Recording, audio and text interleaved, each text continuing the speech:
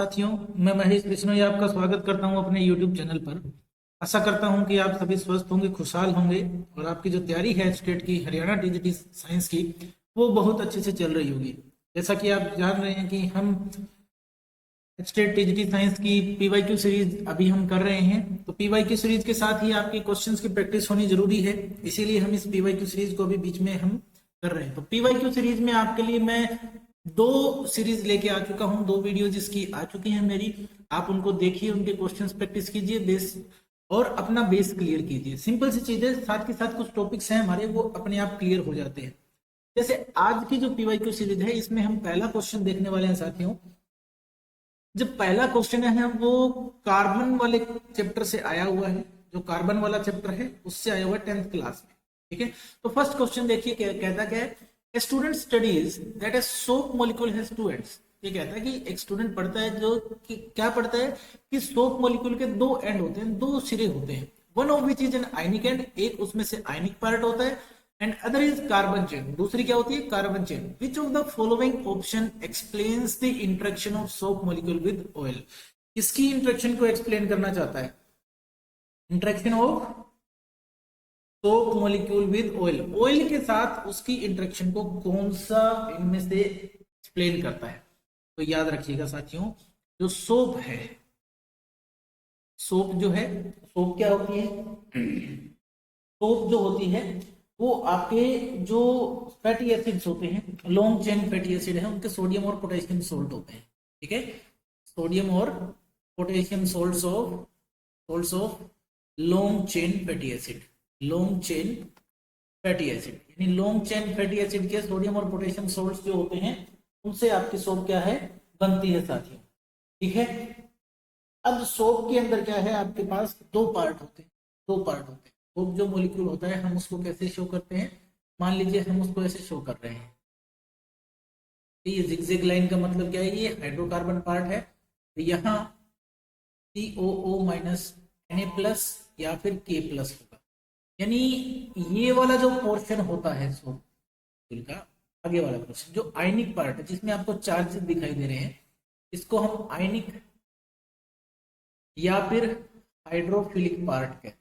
क्या कहते हैं? आयनिक पार्ट या फिर हाइड्रोफिलिक एंड कहते हैं, या फिर पोलर एंड भी इसको हम कह देते हैं साथियों। ये पोलर पार्ट या पोलर एंड है। ये जो पीछे वाला पार्ट है जो अल्काइल चेन को रिप्रेजेंट करता है। ठीक है, ये जो लास्ट वाला पार्ट है जहां आपकी कार्बन चेन आती है, लॉन्ग कार्बन चेन आती है, इसको हम बोलते हैं हाइड्रोफोबिक पार्ट। क्या बोलते हैं? हाइड्रोफोबिक या फिर non ionic part, non ionic part, non ionic and या फिर नॉन पोलर एंड। क्या कहते हैं? नॉन पोलर एंड भी हम इसको कहते हैं।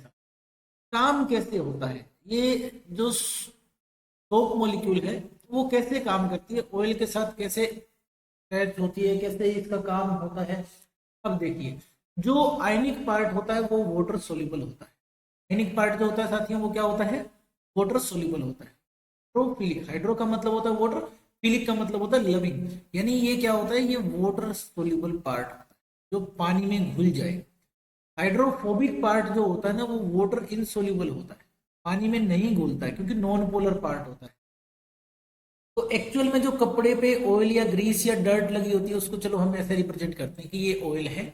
तो जो हाइड्रोफोबिक पार्ट होता है वो तो ऑयल के अंदर या ग्रीस के अंदर चिपक जाता है, हाइड्रोफोबिक पार्ट। और जो हाइड्रोफिलिक पार्ट होता है वो आपका वाटर की तरफ निकल आता है। वो आपका किसके साथ इंटरेक्ट करता है? वाटर की तरफ इंटरेक्ट करता है, वाटर के साथ इंटरेक्ट करता है बाहर। ठीक है, ये मैं डायग्राम बना रहा हूँ मिशेल का, क्योंकि इससे क्या होती है, मिशेल फॉर्मेशन होती है। ठीक है, क्या होती है?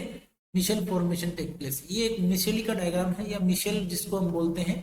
ठीक है, ये जो है आपका आयनिक पार्ट, ये पानी की तरफ रहता है। ये आयनिक पार्ट जो है, आयनिक पार्ट जो है, आयनिक पार्ट डिजोल्ड इन वाटर, ये पानी में घुलता है, डिजोल्ड इन वाटर, ये पानी में घुल जाता है। ये जो हाइड्रोफोबिक पार्ट है, ये ऑयल या डर्ट पार्टिकल के अंदर चिपक जाता है। ऑयल या फिर डर्ट पार्टिकल हम इनको कह सकते हैं, उसके अंदर ये चिपक जाता है।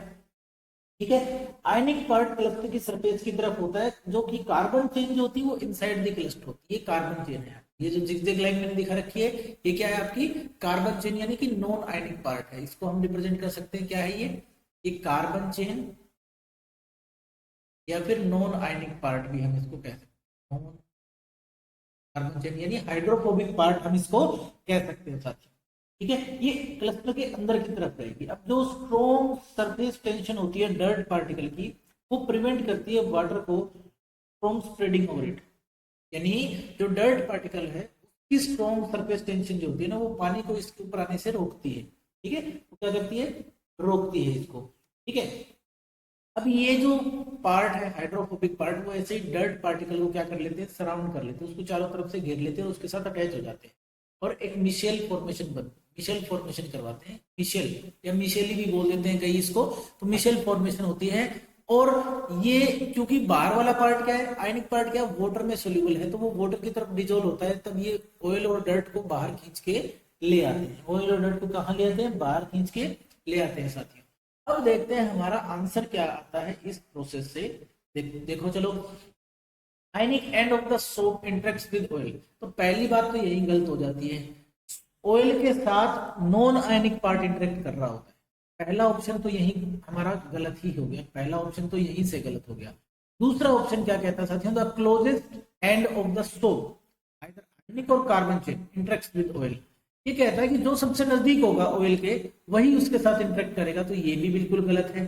ठीक है, ऐसा कोई प्रिंसिपल नहीं है कि जो ज्यादा नजदीक होगा वही इंटरेक्ट करेगा। इंटरेक्शन जिसके बीच में, ये लाइक डिसोल्व लाइक का रूल फॉलो करते हैं। किसका रूल फॉलो करते हैं, like dissolve like.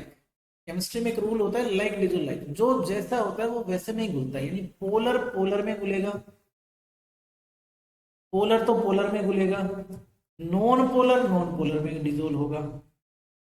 Non polar किस में डिसोल्व होगा, नॉन पोलर में डिसोल्व होगा। लाइक डिसोल्व लाइक का रूल होता है साथियों। ठीक है, लाइक डिसोल्व लाइक का रूल चलता है केमिस्ट्री में।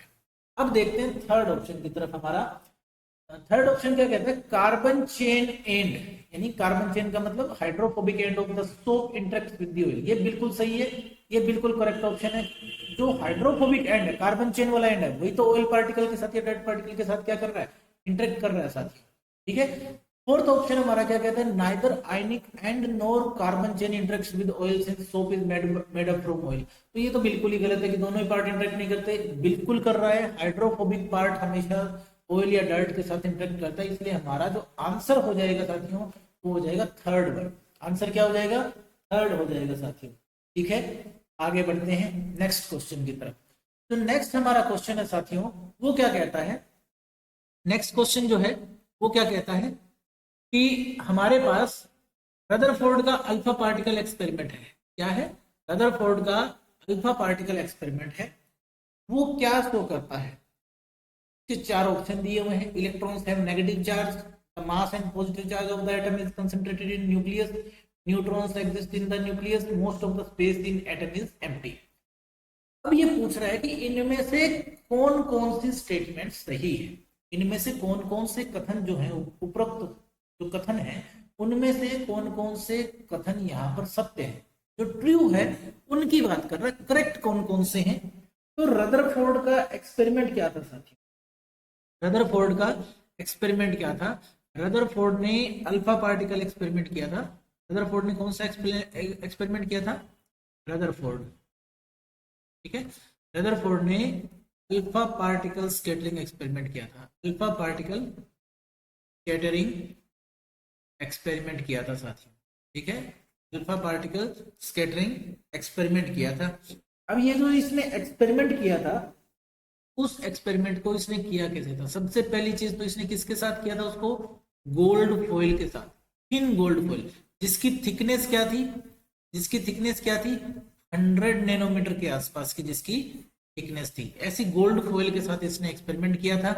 ठीक है, उसने अल्फा पार्टिकल लिए थे। अब ये अल्फा पार्टिकल क्या होते हैं, अल्फा पार्टिकल्स क्या होते हैं साथियों, सबसे पहली बात तो यही पता होनी चाहिए, तो डबली चार्ज्ड हीलियम आयन। ठीक है, डबली चार्ज्ड हीलियम आयन को ही अल्फा पार्टिकल्स कहा जाता है। यानी कि मैं अगर हीलियम के ऊपर 2 पॉजिटिव चार्ज लगा दूं तो ये हमारे क्या बन जाते हैं, अल्फा पार्टिकल बन जाते हैं। अल्फा पार्टिकल का मतलब क्या है? डबली चार्ज हीलियम आयन। उसने हीलियम आयन की बोmbardment करवाई किसके ऊपर? गोल्ड फॉइल के ऊपर, और उसके पीछे फोटोग्राफिक फिल्म लगा दी, फ्लोरोसेंट फिल्म लगा दी। ठीक है, मान लो यहां से अल्फा पार्टिकल जा रहे हैं, ये मान लो सोर्स है, ये क्या है? सोर्स है अल्फा पार्टिकल का। ठीक है, एक लेड प्लेट लगाई होती है बीच के अंदर, बीच में लेड प्लेट लगाई होती है ताकि वो रेडिएशन को एक डायरेक्शन में रखे। उसके बाद आपका ऑब्जेक्ट आता है, यानी कि गोल्ड फॉइल आएगा। ये आपकी गोल्ड फॉइल है। क्या है? Gold foil. और इसके पीछे उसने क्या लगा रखा है? एक फिल्म लगा रखी है, फ्लोरोसेंट फिल्म लगा रखी है। ठीक है, फ्लोरोसेंट फिल्म है, फोटोग्राफिक फिल्म कह सकते हो। फ्लोरोसेंट मटेरियल जो ग्लो करता है अपने, जब भी उसके ऊपर कोई चार्ज पार्टिकल टकराता है तो वो क्या करता है? ग्लो करता है। तो जैसे ही वो पार्टिकल्स इसके अंदर से टकराएंगे तो वो अलग अलग जगह टकराएंगे, वहां हमें ब्राइट स्पॉट मिल जाते हैं। वहां क्या मिल जाते हैं? ब्राइट स्पॉट्स मिल जाते हैं, ब्राइट स्पॉट्स। ठीक है, ब्राइट स्पॉट मिल जाते हैं कि यहाँ यहाँ आपका अल्फा पार्टिकल आके टकराया है इस गोल्ड फॉइल के ऊपर। ठीक है, अब देखते हैं कि उसने ऑब्जर्वेशन क्या क्या देखा था, यानी उसकी ऑब्जर्वेशन क्या थी। जो रदरफोर्ड था उसकी ऑब्जर्वेशन क्या थी एक्सपेरिमेंट की? तो जो सबसे पहली चीज उसने ऑब्जर्व की थी वो क्या थी? कि जो अल्फा पार्टिकल थे, ठीक है, जो अल्फा पार्टिकल थे, most of the alpha particles, most of the alpha particles passed through gold foil, passed through the gold foil, passed through the gold foil undeflected, undeflected, बिना ही डिफ्लेक्ट हुए पास कर गए। पहली ऑब्जर्वेशन ये थी। दूसरी क्या थी? कि some alpha particles were deflected by small angle, some alpha particles were deflected by small angles, वो छोटे छोटे एंगल से डिफ्लेक्ट हो गए। तीसरी बात क्या थी? 1 आउट ऑफ 20,000, नियरली एक 20,000 में से अल्फा पार्टिकल पर बाउंस्ड बैक, वो बाउंस्ड बैक कर गया, यानी वापस आ गया 180 डिग्री के एंगल से, बाय 180 डिग्री एंगल, 180 डिग्री के एंगल से वो वापस आ गया साथी। ठीक है, इसको मैसेज समझ सकते हैं। ठीक है, कि जो अब इसके जो ऑब्जर्वेशन आए थे, उन ऑब्जर्वेशन के बेस पे उसने कंक्लूजन क्या दिया था? कि कंक्लूजन क्या था जो ऑब्जर्व उसने किया, उसके बेस पे कंक्लूजन क्या दिया? पहला कंक्लूजन क्या है साथियों? क्योंकि most of the alpha particle क्या निकल गए थे? बिना डिफ्लेक्ट हुए निकल गए। इसका मतलब क्या था? Most of the space in atom is empty, in an atom is empty, यानी ज्यादातर स्पेस तो खाली है, ज्यादातर जगह तो के अंदर खाली है। दूसरी चीज जो उसने कंक्लूड की वो क्या थी? कि पॉजिटिव चार्ज जो है वो कंसंट्रेटेड है बिल्कुल स्मॉल वॉल्यूम में। Positive charge in an atom is concentrated in a very small volume, वो बहुत ही छोटी सी जगह में कंसंट्रेटेड है। ठीक है, ज्यादा पूरे थॉमसन की तरह पूरे पूरे एटम के अंदर नहीं फैला हुआ है। ठीक है, उसके बाद उसने क्या कंक्लूड किया? तीसरी चीज, volume occupied by, volume occupied by the nucleus is very small, nucleus is very small as compare to volume occupied by, यानी एटम ने जितनी वॉल्यूम ऑक्यूपाई किया उसके मुकाबले न्यूक्लियस की वॉल्यूम क्या होती है? बिल्कुल ही छोटी होती है। यहाँ एक चीज नोट डाउन कर लीजिए आप, रेडियस ऑफ एटम कितना होता है? 10⁻⁻10 मीटर। और वही रेडियस ऑफ न्यूक्लियस कितना है? वो है 10⁻⁻15 मीटर। ठीक है, इसका अंदाजा इसी बात से लगाया जा सकता है, अगर एक क्रिकेट बॉल के साइज का अगर न्यूक्लियस होता है तो उसकी रेडियस 5 किलोमीटर होगी उसके सेंटर से। अंदाजा लगा लीजिए एटम कितना छोटा होता है। ठीक है, उसके बाद उसने दिए अपने पोस्टुलेट्स। उसने क्या दिए? अपने पोस्टुलेट्स दिए साथियों। पोस्टुलेट में उसने पहली बात क्या कहा था? कि पॉजिटिव चार्ज जो है, most of mass and positive charge जो है वो कंसंट्रेटेड है एक्सट्रीमली स्मॉल रीजन में, जिसको उसने क्या नाम दिया? न्यूक्लियस नाम दिया। उसने क्या कहा? Most of the positive charge positive charge and mass is concentrated in very small region which is named as, which is called nucleus, which is called as nucleus. यानी न्यूक्लियस टर्म सबसे पहले किसने coin की? Nucleus term सबसे पहले Rutherford ने बताई थी कि न्यूक्लियस होता है, ठीक है। दूसरी बात उसने क्या कहा, उसने कहा था इलेक्ट्रॉन्स जो हैं वो न्यूक्लियस के चारों ओर रिवॉल्व करते हैं। Electrons revolve around nucleus in circular path, circular path में रिवॉल्व करते हैं, जिनको हम क्या कहते हैं? Called orbit. ऑर्बिट का कॉन्सेप्ट भी किसने दिया? किसने दिया भाई? ऑर्बिट का कॉन्सेप्ट भी रदरफोर्ड ने दिया साथियों। ने क्या कहा? इलेक्ट्रॉन रिवॉल्व करते हैं किसके अराउंड? न्यूक्लियस के अराउंड रिवॉल्व करते हैं सर्कुलर पाथ में, ठीक है। इलेक्ट्रॉन्स और न्यूक्लियस आपस में कैसे हेल्ड है? Electrons and nucleus are held together by electrostatic force of attraction, electrostatic force of attraction, ठीक है। न्यूक्लियस और इलेक्ट्रॉन आपस में कैसे हेल्ड है? इलेक्ट्रोस्टैटिक फोर्स ऑफ अट्रैक्शन के थ्रू। ये था हमारा पूरा रदरफोर्ड का मॉडल। अब देखते हैं इसका आंसर क्या है हमारे क्वेश्चन का। पहला क्या कहता है? Electron have negative charge. Electron के ऊपर नेगेटिव चार्ज होता है, ये तो कैथोड रे एक्सपेरिमेंट ट्यूब से हुआ था, ठीक है। कैथोड रे एक्सपेरिमेंट ने शो किया था कि इलेक्ट्रॉन के ऊपर क्या होता है? नेगेटिव चार्ज होता था। ये वाला तो उसने बताया ही नहीं। दूसरा कहता है कि the mass and positive charge of the atom is concentrated in the nucleus. दूसरा क्या कहता है? Mass and positive charge of the atom is concentrated in the nucleus. बिल्कुल सही बात, ये बात बताई थी उसने, ये तो हमने अभी अभी डिस्कस किया है, बिल्कुल ठीक है। तीसरा उसने क्या कहा? तीसरा कहता है कि neutron exist in the nucleus. इसके बारे में उसने कोई बात नहीं की, न्यूट्रॉन के बारे में तो उसने बात ही नहीं की, तो ये वाला ऑप्शन भी हमारा गलत हो जाता है। Most of the space in atom is empty, ये बात भी उसने बताई थी। यानी सेकंड और फोर्थ किस ऑप्शन में आ रहा है? हमारा सेकंड ऑप्शन में। यानी हमारा आंसर क्या हो जाएगा? करेक्ट आंसर क्या है? सेकंड एंड फोर्थ, यानी सेकंड ऑप्शन हमारा करेक्ट आंसर होगा।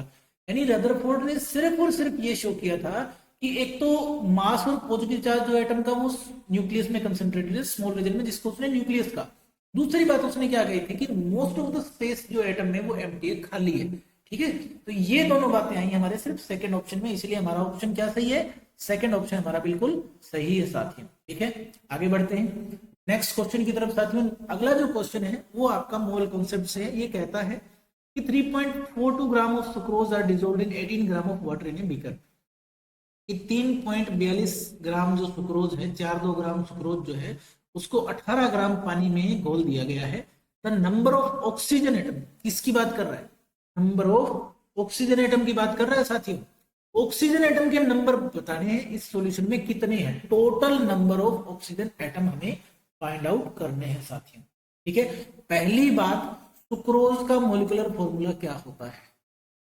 ठीक है, सुक्रोज का मॉलिक्यूलर फॉर्मूला होता है C12H22O11। ये सुक्रोज का मॉलिक्यूलर फॉर्मूला होता है साथियों। अब तुम मोलर मास भी निकाल लेते हैं लगे हाथ इसका।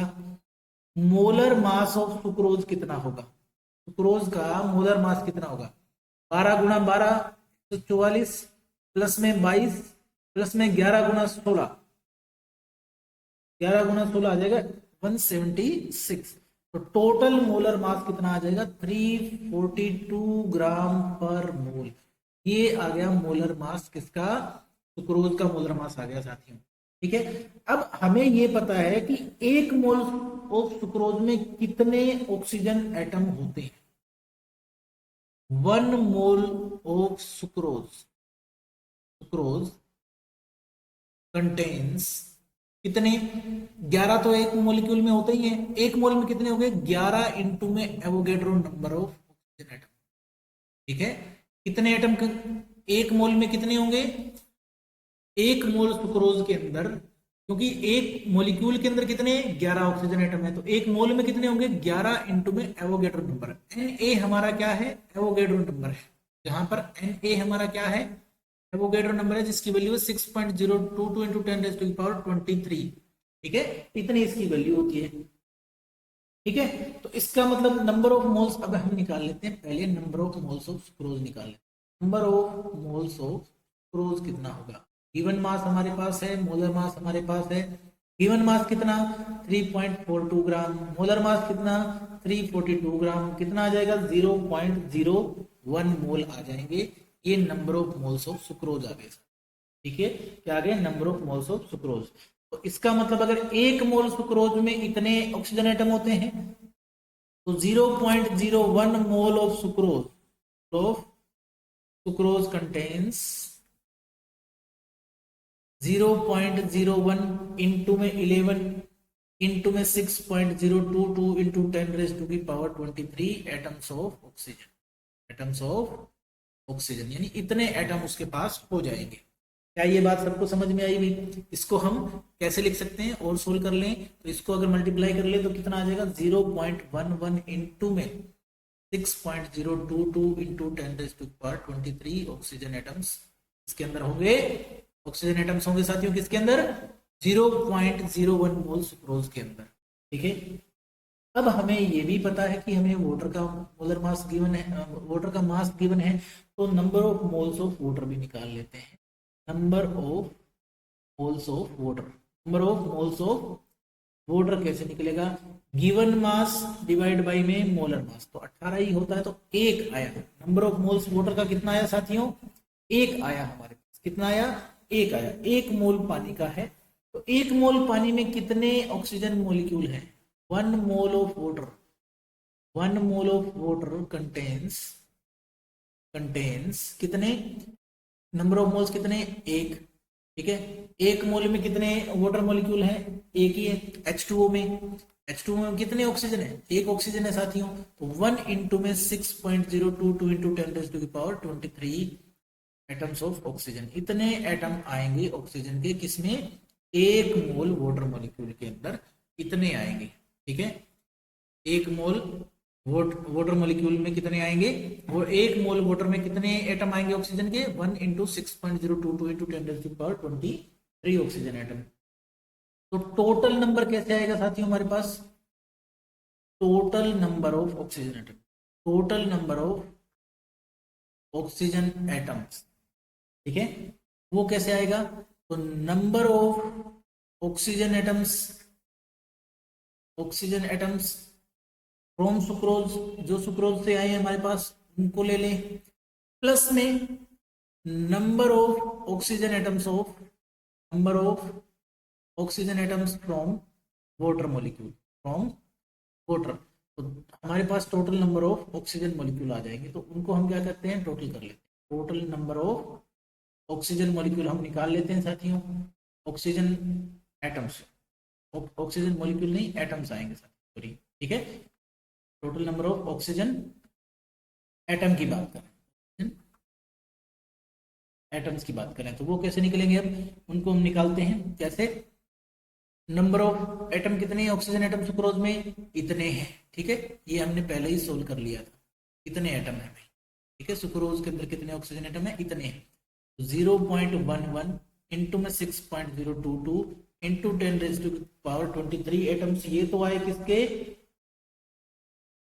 सुक्रोज से। ठीक है, प्लस में 1 इंटू में 6.022 इंटू 10⁻23 ये किससे आए, ऑक्सीजन है जो वाटर मॉलिक्यूल था उससे आए। इनका अगर टोटल सम किया जाए तो कितना हो जाएगा, 1.11 इंटू में 6.022 इंटू 10⁻23 आ जाएगा साथियों। इसको अगर हम सोल्व करें आगे तो ये कितनी वैल्यू आएगी हमारे पास, 6.68 इंटू में 10⁻23 एटम्स ऑफ ऑक्सीजन आ जाएंगे। एटम्स ऑफ ऑक्सीजन हमारा फाइनल आंसर रहेगा। तो ये जो आंसर जिस भी ऑप्शन में आ रहा होगा वही हमारा करेक्ट आंसर है। ठीक है, तो अब चेक कर लेते हैं, पहला ही ऑप्शन हमारा क्या है जो शो कर रहा है कि 6.68 into 10⁻23 number of oxygen atoms आ जाएंगे इस सॉल्यूशन के अंदर, तो वो हमने निकाल ली है साथियों। ठीक है, आगे बढ़ते हैं नेक्स्ट क्वेश्चन की तरफ। तो जो नेक्स्ट हमारा क्वेश्चन है वो क्या कहता है, amount of solute present per unit volume और per unit mass of the solution और सॉल्वेंट इज नोन एज। तो ये सीधी सी डेफिनेशन है साथियों, ये क्या है, सीधी सी डेफिनेशन है किसकी, ये डेफिनेशन है कॉम्पोजिशन की। किसकी है, कॉम्पोजिशन की, कॉम्पोजिशन कहते हैं। कंपोजिशन ऑफ सोल्यूट की बात कर, ठीक है। कंपोजिशन ऑफ सोल्यूट जिसको m से रिप्रेजेंट कर देंगे तो n/v इसका फॉर्मूला हो जाएगा, यानी number of moles of solute present in volume of solution, ठीक है। एंड यहाँ पर क्या है आपका number of moles of solute हो जाएगा, number of moles of solute, और v आपका यहाँ पर आ जाएगा वॉल्यूम ऑफ सॉल्यूशन है, ठीक है, वॉल्यूम ऑफ सॉल्यूशन है। और m आपका यहाँ पर है मोलर कंसंट्रेशन, m क्या है, ये है मोलर कंसंट्रेशन, मोलर कंसंट्रेशन है साथी, m क्या है यहाँ पर मोलर कंसंट्रेशन साथ। तो ये सीधी सी एक डेफिनेशन है, डेफिनेशन किसकी है, कंपोजिशन ऑफ सोल्यूट की है, तो हमारा आंसर नंबर 1 करेक्ट रहेगा, ठीक है। कंपोजिशन ऑफ सोल्यूट के बारे में बात कर रहा है, यानी the amount of solute present per unit volume और per unit mass of the solution और solvent is known as composition of solute. Concentration of solution की बात करें तो क्या हो जाएगा, कितना अमाउंट ऑफ सोल्यूट प्रेजेंट है गिवन अमाउंट ऑफ सॉल्यूशन के अंदर, ठीक है, amount of solute present in given amount of solution at specified temperature and pressure, यानी यहाँ टेम्परेचर प्रेशर की कंडीशन भी लग जाएगी, तब आपका क्या हो जाएगा, वो कंसंट्रेशन कहलाएगी, ठीक है साथियों। इसका मतलब इसका ऑप्शन हमारा क्या हो जाएगा, फर्स्ट। बिल्कुल आसान सा क्वेश्चन था, डायरेक्ट डेफिनेशन से ही आंसर आ गया हमारा। आगे बढ़ते हैं, नेक्स्ट जो क्वेश्चन है वो क्या कहता है, वो कहता है कि when vapour pressure of a liquid is equal to the atmospheric pressure, vapour pressure किसके इक्वल है, एटमॉस्फेरिक प्रेशर के इक्वल है, तो क्या होगा लिक्विड का, लिक्विड के साथ क्या होगा, क्या कह रहा है, when vapour pressure of a liquid is equal to the atmospheric pressure. तो ये भी एक डायरेक्ट डेफिनेशन है साथियों, किसकी डेफिनेशन है, ये डायरेक्ट डेफिनेशन है बॉइलिंग पॉइंट की। Boiling point of a liquid क्या होता है, boiling point of a liquid, boiling point of liquid क्या होता है, ठीक है, इसकी बात करते हैं। तो बॉइलिंग पॉइंट ऑफ लिक्विड क्या होता है, कि जब भी बॉइलिंग पॉइंट ऑफ सब्सटेंस अगर हम डिफाइन करना चाहें तो इसको हम कैसे डिफाइन करते हैं, the boiling point of a substance, of a substance, ठीक है, मैं लिक्विड ही नहीं कर रहा, मैं बॉइलिंग पॉइंट डायरेक्ट डेफिनेशन ही लिख दे रहा हूं। The boiling point of a substance is the temperature, is the temperature at which the vapor pressure of liquid,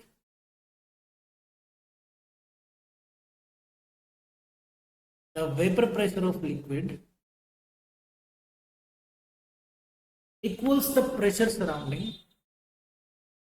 equals the pressure surrounding the liquid, ठीक है, देखिए एटमॉस्फेरिक प्रेशर, जो pressure liquid को surround कर रहा होता है वो एटमॉस्फेरिक प्रेशर ही होता है।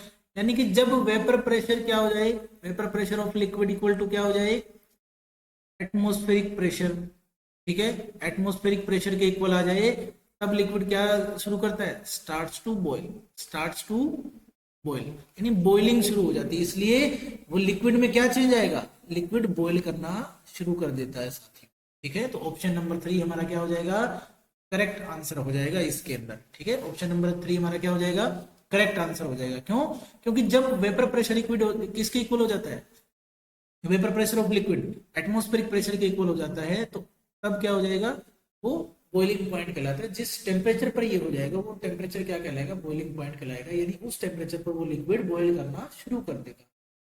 लिक्विड फ्रीज कब करता है, जब उसका फ्रीजिंग पॉइंट आ जाए, फ्रीजिंग पॉइंट का मतलब जब उसका वेपर प्रेशर सॉलिड के, उस लिक्विड के फ्रीजिंग पॉइंट के इक्वल आ जाए, ठीक है, उस टेम्परेचर पर जब वो जमना शुरू कर दे वो क्या हो जाएगा, फ्रीजिंग पॉइंट हो जाएगा।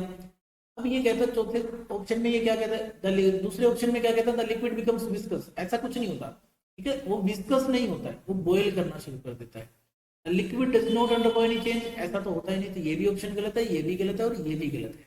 करेक्ट ऑप्शन हमारा होगा आंसर नंबर 3 होगा साथी। इस पे बढ़ते हैं, अगला क्वेश्चन क्या कहता है, नेक्स्ट क्वेश्चन कहता है which of the following statement is correct, इनमें से करेक्ट स्टेटमेंट कौन सी है साथी, ठीक है, इनमें से करेक्ट स्टेटमेंट कौन सी है। पहली स्टेटमेंट क्या कहता है, material existing as liquids at room temperature have their melting and boiling points lower than that of room temperature।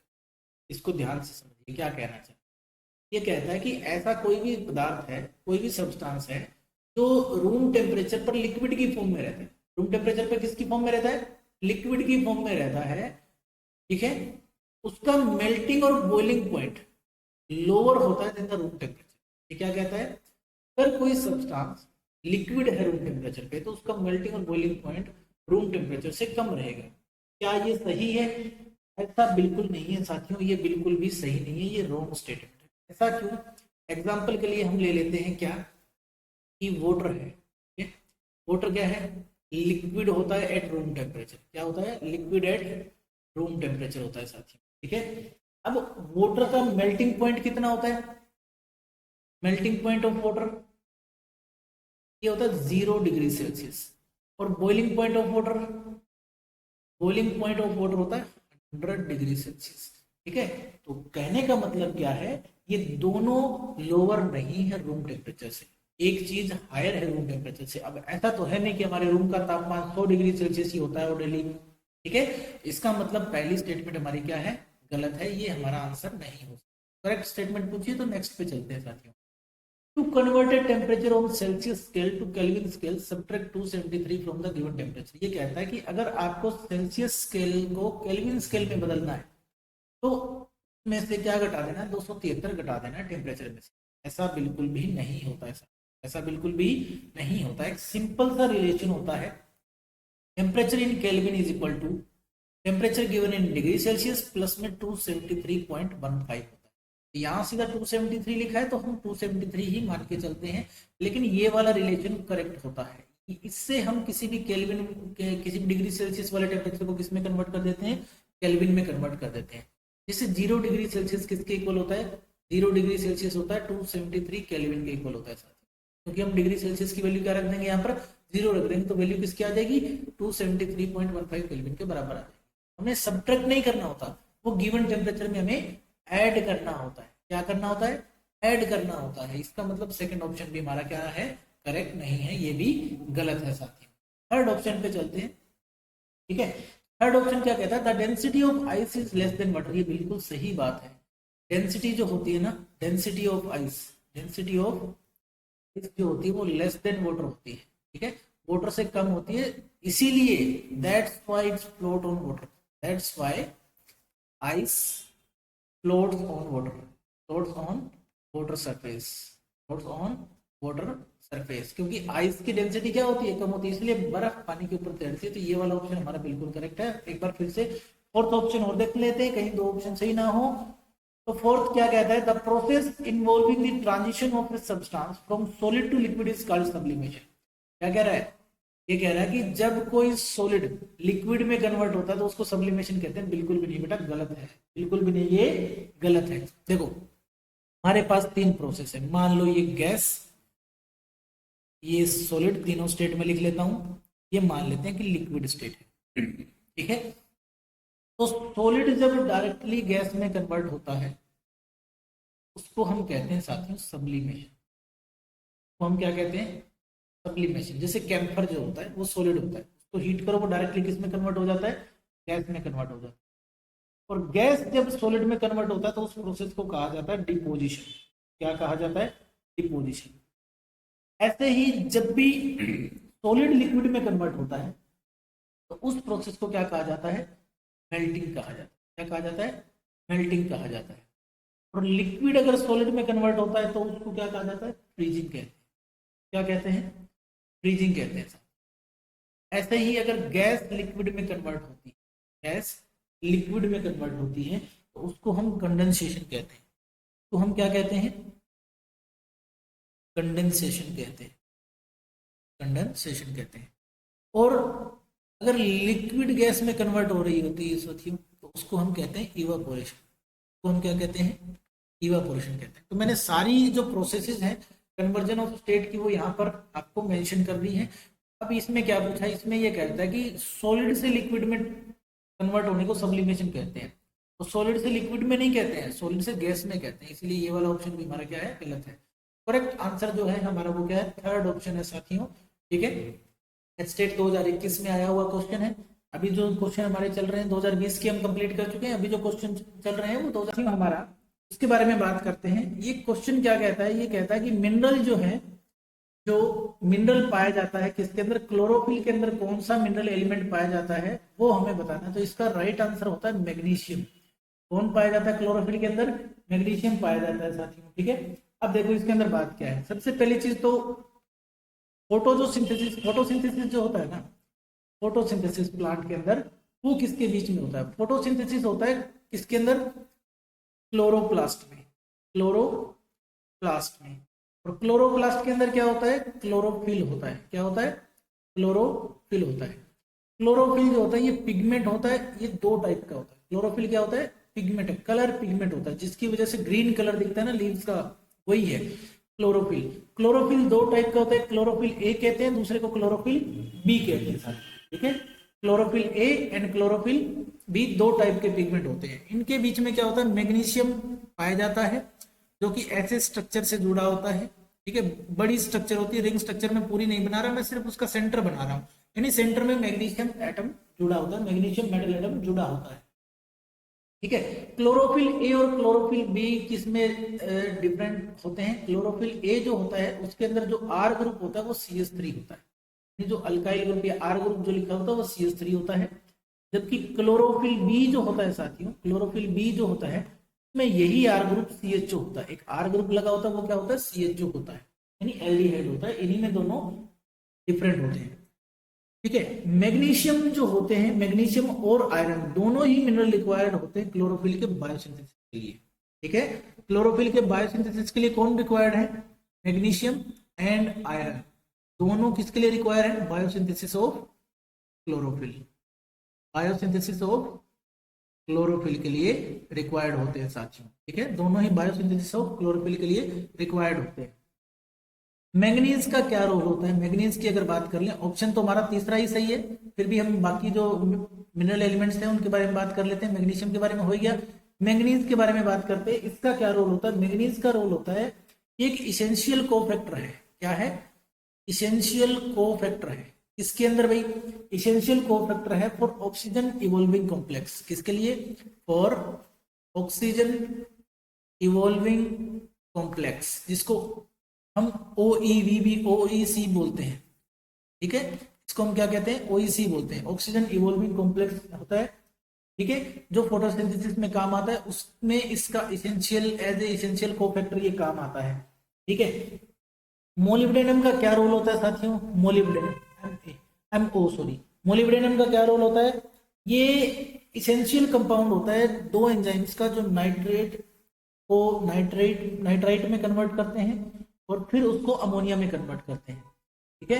यानी ऐसे एंजाइम जो क्या करते हैं, नाइट्रेट को कन्वर्ट करते हैं नाइट्राइट, और फिर उसको किस में कन्वर्ट करते हैं, अमोनिया में, उनके लिए इसेंशियल कंपाउंड ये होता है।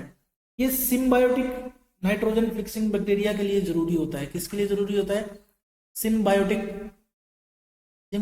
Nitrogen fixing bacteria. Nitrogen fixing bacteria जो होता है, नाइट्रोजन फिक्सिंग बैक्टीरिया जो है, ठीक है, बैक्टीरिया जो है जिसको हम क्या बोलते हैं, लेगुमिन्स बोलते हैं, ठीक है, उसके लिए ये जरूरी होती है, नाइट्रोजन फिक्सेशन के अंदर ये काम आता है। ये इनऑर्गेनिक फॉस्फोरस को कन्वर्ट करता है, इनऑर्गेनिक फॉस्फोरस को किस में कन्वर्ट करता है मोलिब्डेनम, ऑर्गेनिक फॉर्म में, प्लांट के अंदर ऑर्गेनिक फॉर्म में कन्वर्ट कर देता है, ठीक है। कौन करता है, मोलिब्डेनम करता है। आयरन आपको पता ही है कि बायोसिंथेसिस में काम आता है, किसके, क्लोरोप्लास्ट के बायोसिंथेसिस में काम आता है, नाइट्रोजन फिक्सेशन में काम आता है, और ऑक्सीजन को प्लांट के थ्रू मूव करने में काम आता है। आयरन किस में काम आता है, movement of oxygen through plant, movement of oxygen through plants, यानी थ्रू आउट द प्लांट, यानी पूरे प्लांट में ऑक्सीजन का जो मूवमेंट होता है वो किसकी वजह से पॉसिबल होता है, आयरन की वजह से पॉसिबल होता है। लेकिन जो हमारा क्वेश्चन पूछा गया था उसका आंसर क्या है, हमारे पास मैग्नीशियम है, मैग्नीशियम होता है। अब अगर हमसे पूछ ले कि हीमोग्लोबिन Hb, ठीक है, हीमोग्लोबिन के अंदर कौन सा पाया जाता है, मेटल एटम पाया जाता है, तो आयरन पाया जाता है हीमोग्लोबिन के अंदर, ठीक है साथियों। हीमोग्लोबिन यानी हमारे ब्लड के अंदर जो हीमोग्लोबिन है, उस हीमोग्लोबिन के अंदर कौन सा मेटल एलिमेंट पाया जाता है, मिनरल एलिमेंट पाया जाता है, तो आयरन पाया जाता है। ये एक्स्ट्रा क्वेश्चन हो गया आपके पास, ठीक है। नेक्स्ट क्वेश्चन पे बढ़ते हैं साथियों, क्या है हमारे पास, biuret test use to test the presence of, किसके लिए बाइयूरेट टेस्ट यूज किया जाता है, ठीक है, तो सीधी सी बात आती है साथियों, ये हमारा ऑप्शन नंबर 3 करेक्ट है। बाईयूरेट टेस्ट जो होता है वो हमें प्रोटीन की प्रेजेंस बताता है। ठीक है, बाईयूरेट टेस्ट जो होता है, बाईयूरेट टेस्ट किसकी प्रेजेंस चेक करता है? प्रेजेंस ऑफ प्रोटीन बताता है, प्रेजेंस ऑफ प्रोटीन बताता है। एक्चुअली ये क्या है, पेप्टाइड बॉन्ड को चेक करता है। किसको चेक करता है? एक्चुअली में पेप्टाइड बॉन्ड को। अब पेप्टाइड बॉन्ड किसके बीच में बने होते हैं? अमीनो एसिड के बीच में बनते हैं। पेप्टाइड बॉन्ड कौन सा होता है? CONH बॉन्ड जो होता है उसी को हम क्या कहते हैं? पेप्टाइड बॉन्ड या पेप्टाइड लिंकेज कहते हैं। जब दो अमीनो एसिड आपस में जुड़ते हैं तो वो CONH बॉन्ड के थ्रू ही जुड़ते हैं, वाटर मॉलिक्यूल के लॉस के थ्रू।